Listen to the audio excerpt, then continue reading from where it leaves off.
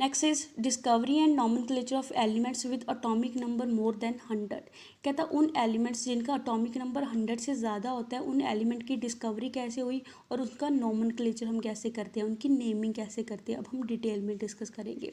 कहता जो first scientific attempt है कि जो एलिमेंट्स यूरेनियम के बाद आते हैं उन एलिमेंट को फाइंड आउट करने के लिए जो सबसे पहला साइंटिफिक अटैम्प्ट है वो किसने करा था, एनरिको फर्मी एंड उसके जो साथ वाले वर्कर थे उन्होंने करा था 1934 में। उन्होंने क्या था न्यूट्रॉन को स्ट्राइक करवाया था यूरेनियम के साथ। वहाँ से क्या था काफ़ी सारी रेडियो एक्टिव प्रोडक्ट है जो वो प्रोड्यूस हुए थे जिसको उन्होंने क्या बोला, न्यू एलिमेंट्स बोला। कहता उसके बाद जो कंटिन्यू एफर्ट है साइंटिस्ट करते रहे वहाँ से हमें नई एलिमेंट है वो मिलते रहे। कहता उनको हम क्या बोलते हैं, ट्रांस यूरेनियम एलिमेंट बोलते हैं बिकॉज वो यूरेनियम के बाद क्या करते हैं, एग्जिस्ट करते हैं। कहता आज के टाइम पे टोटल कितने एलिमेंट्स नोन है, 114 एलिमेंट नोन है। कहता पहले टाइम में क्या करते थे, इनकी जो नेमिंग है जिस डिस्कवरर ने इनको डिस्कवर करा होता है उसके नाम के बेसिस पे उसकी नेमिंग कर देते थे। बट क्या था पिछले कुछ सालों में ये केमिस्ट के बीच में डिस्प्यूट होने लगे कि जो ओरिजिनल डिस्कवरी है एलिमेंट की वो किसने करी है। कहता जिन एलिमेंट का अटोमिक नंबर 104 या 4 से ऊपर होता है उन एलिमेंट की ओरिजिनल डिस्कवरी के लिए उन केमिस्ट के बीच में क्या होने लगे, डिस्प्यूट होने लगे। कहता ये किस वजह से होने लगा, बिकॉज कहता जो न्यू एलिमेंट फाइंड आउट हुए हैं जिनका अटोमिक नंबर हाई होता है वो बहुत ज़्यादा अनस्टेबल होते हैं। ऑल्सो कहता वो सिर्फ स्मॉल क्वांटिटी में ही मिलते हैं, कई बार कहता उनके कुछ एटम्स ही हमें मिलते हैं। कहता जिस वजह से उनकी सिंथेसिस करना और उनकी करैक्टरिस्टिक्स को फाइंड करने के लिए हमें बहुत ज़्यादा कॉस्टली इक्विपमेंट और कॉस्टली लेबॉर्ट्री की ज़रूरत होती है।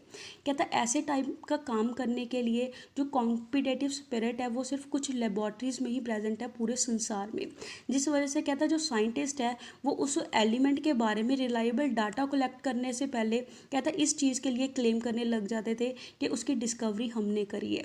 फॉर एग्जाम्पल कहता जैसे American and Soviet scientist in दोनों ने क्लेम करा था कि जो एलिमेंट जिसका अटोमिक नंबर 104 है उन्होंने उसकी डिस्कवरी करी है।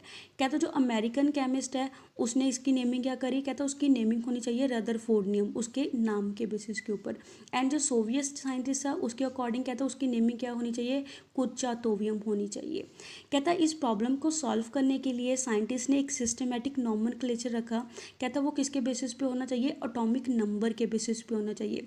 कहता जितने टाइम तक उस एलिमेंट की डिस्कवरी प्रूव नहीं होती कि किस डिस्कवरर ने उसको डिस्कवर करा है उतने टाइम तक कहता एक सिस्टमेटिक नॉमेनक्लेचर है उसको फॉलो करा जाएगा।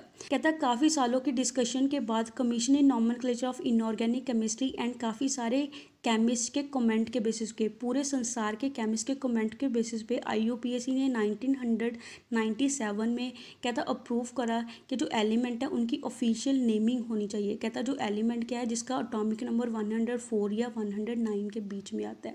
कहता जो नेमिंग है एलिमेंट की जिसका अटोमिक नंबर 110 आता है या 110 से ऊपर आता है वो अभी तक ऑफिशियली अनाउंस ही नहीं हुए हैं। कहता इस प्रॉब्लम को सॉल्व करने के लिए जो IUPAC है उसने रिकमेंड करा कि उसकी जो नेमिंग है वो किस बेसिस के ऊपर होनी चाहिए। कहता इस नॉमेनक्लेचर के बेसिस पे होनी चाहिए जो उन्होंने रूल्स सेट करे हैं। कहता ये जो नॉमेनक्लेचर है वो लैटिन वर्ड के ऊपर रखा गया कि उन नंबर को लैटिन वर्ड्स में क्या बोलते हैं। फॉर एग्जांपल कहता 0 के लिए हम निल यूज़ करते हैं, 1 के लिए अन यूज़ करते हैं, 2 के लिए बाई यूज़ करते हैं, 3 के लिए ट्राई यूज़ करते हैं एंड सो ऑन, जैसा हमें के टेबल में गिवन दिया हुआ है। जैसा हमें इस टेबल में गिवन दिया हुआ है कि अगर 0 है 0 के लिए हम निल यूज़ करेंगे, उसके लिए जो स्मॉल एब्रीवेशन है क्या यूज़ करेंगे, एन यूज़ करते हैं। एंड 1 के लिए अन यूज़ करते हैं, उसके लिए एब्रीवेशन यू यूज़ करेंगे। और 2 के लिए बाई यूज़ करेंगे, उसके लिए एब्रीवेशन बी यूज़ करते हैं। 3 के लिए ट्राई यूज़ करते हैं, उसके लिए एब्रीवेशन टी यूज़ करते हैं। ऐसे 4 के लिए क्वाड यूज़ करते हैं, उसके लिए एब्रीवेशन क्यू यूज़ करते हैं। 5 के लिए पेंट, एब्रीवेशन उसकी पी होगी। ऐसी 6 डिजिट के लिए उस रूट क्या होगी हमारे पास, हेक्स होगी और उसकी एब्रीवेशन क्या होगी, एच। ऐसी 7 के लिए रूट नेम क्या हो गया, सेप्ट और उसकी एब्रीवेशन क्या होगी, एस। 8 के लिए ऑक्टी यूज़ करेंगे, उसकी एब्रीवेशन ओ हो जाएगी। 9 के लिए एन यूज़ करेंगे, उसकी एब्रीवेशन क्या हो जाएगी, ई हो जाएगी। कहता इसके बेसिस पे एलिमेंट की क्या करेगी, नेमिंग करेगी।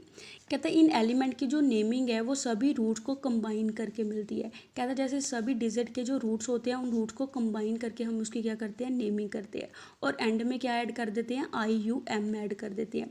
फॉर एग्जांपल जैसे अटोमिक नंबर है 104, उसकी नेमिंग कैसे करेंगे, 1 के लिए रूट क्या यूज़ करते हैं, अन यूज़ करते हैं। 0 के लिए निल यूज़ करते हैं और 4 के लिए क्वाड यूज़ करते हैं, और एंड में क्या यूज़ करेंगे, IUM यूज़ करेंगे। तो वहाँ से क्या था, उसका नेम क्या हो गया, अननिल क्वेडियम नेम हो गया। ऐसे क्या था, बाकी की एलिमेंट की नेमिंग हमें इस टेबल में गिवन दी हुई है। जिसका अटोमिक नंबर 100 से ऊपर आता है उसके लिए नेमिंग है यो यहाँ पे टेबल में गिवन दी हुई है। So that's all for today. Stay home, stay safe, thank you.